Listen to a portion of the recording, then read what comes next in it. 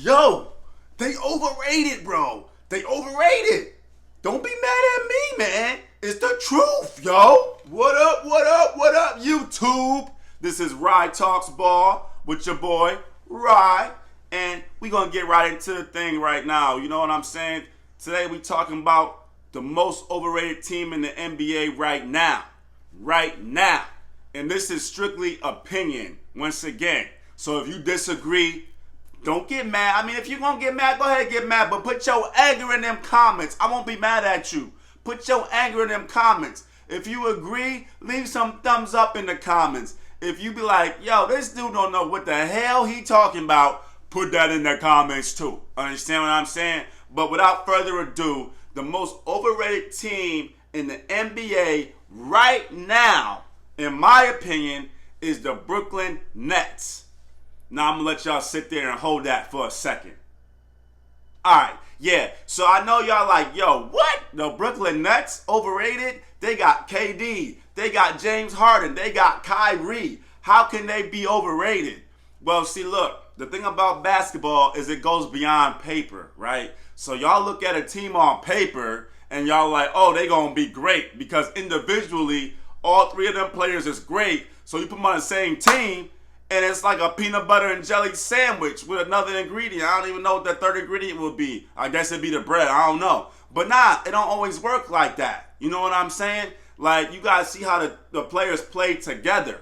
You know, if their games don't complement each other, if individually they're not willing to make certain sacrifices to their games, it's not going to work. I don't care about how great they play individually. There's got to be a lot of sacrifices when you put 3 stars on one team. At least two of them gonna have to change the way they play. At least 2 of them, if not 3.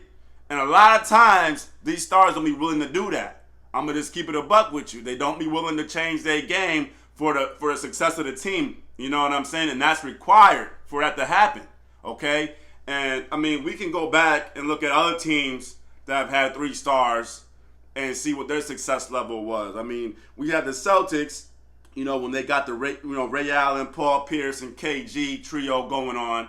And yeah, they did end up being successful, and they won a chip in their first year. That did happen for them, all right? But then we got the Heat with Wade, Bosh, and Bron, you know, who was not 1, not 2, not 3, not 4, not 5, and they did not win for the first couple years because they had to figure out their roles. You know what I'm saying? Like, Dwayne Wade didn't know really what he was supposed to do when LeBron got there. You know what I'm saying? Like, he didn't know if he was going to keep playing his game or if he was supposed to switch something up or whatever case may be. But for the most part, he wasn't the problem. Bosh was the one who had to figure it out because Bosh was like, dag, like, I'm the third option on this team. I don't know what to do. I don't know if I should just rebound the ball, kick it out to them. I don't know if I'm supposed to score it all. Am I supposed to just be a defender at the basket? I don't really know what my role is. So it took them a couple years to figure that out, and then they won, you know. But with the Nets, you got 1 star out of the 3 who actually plays defense. Yep, I said it. One. And that's KD. Kyrie, liability on defense. James Harden, phew! That brother plays absolutely no D. Like, matter of fact, he shouldn't even be able to spell his last name with a D in it. Because that's how much defense he don't play. And if you mad, put it in the comments. Prove me wrong. But that boy don't play no defense. You know what I'm saying? He don't. Now, we're going to talk about the offensive end. KD is the main one who can come off the ball, and that's part of his game.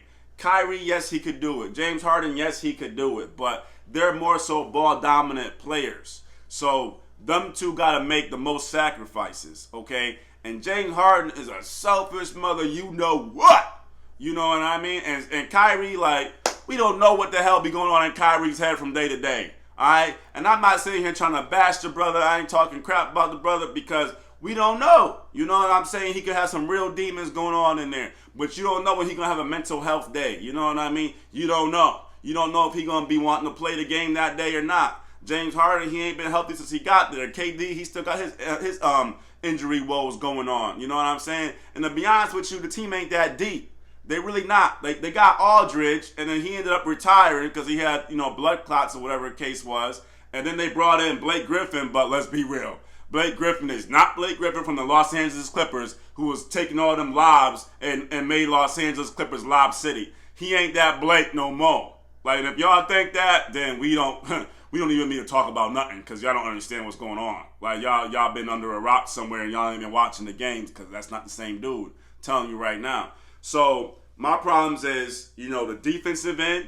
My problems is the depth. You know what I'm saying? Also, you got to make it to the NBA Finals, and I'm not so sure they're going to make it there. You know what I mean? Because, yes, the Eastern Conference usually is a cakewalk, usually.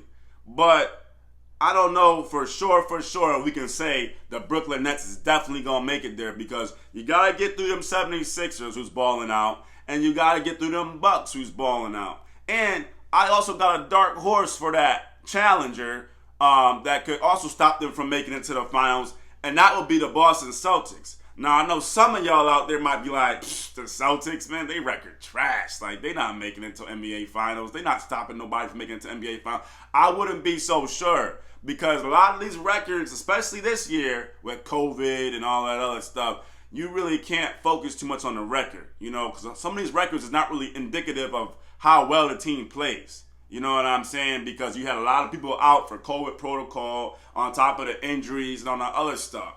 So this is probably like one of the main years when you kind of like take that record and throw that record in the trash because it really don't mean that much, straight up. And when you got, Tatum with Jaylen Brown and you got Kemba doing his thing when he do play, you know what I'm saying, and all the other additions that they added to the Celtics this year, the Celtics can be a problem when they playing their best ball.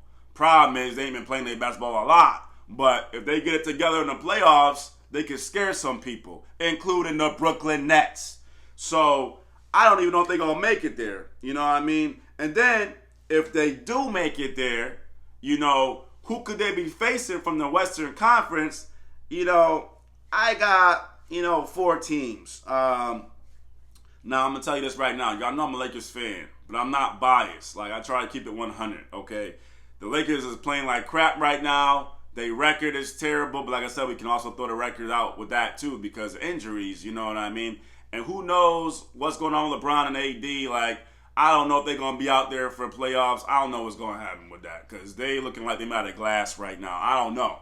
But if the Lakers are healthy or whatever and they, playing their best ball, the Lakers can make it back to the finals. Just being honest. But I'm not going to sit up here and say that that's definitely going to happen because we don't know. We going to see, right? But them Clippers could also make it to the finals. Utah Jazz, you got to throw them in there. They got number one seed in the West right now.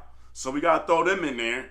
And them Phoenix Suns look legit too. Chris Paul done did a whole 360 with them boys. You know what I'm saying? So all 4 of them teams right there, if they made it to the NBA Finals and was playing the Nets, I would go with the teams from the West taking it all because they seem a little bit more consistent, a little bit more, have a little bit more depth. Seem like a better team than the Nets, all 4 of them that I mentioned.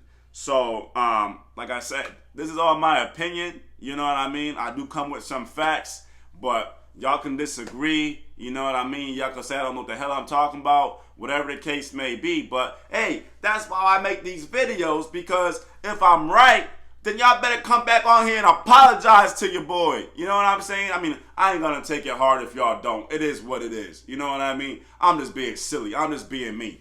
But at the end of the day, this is all opinion. This is me just presenting to you something that I feel. You know what I mean? And we're going to sit back, relax, and watch it all unfold. You know what I'm saying? But hey, to all my followers out there, I appreciate y'all. I see y'all. Y'all is love. Y'all is appreciated. You know what I mean?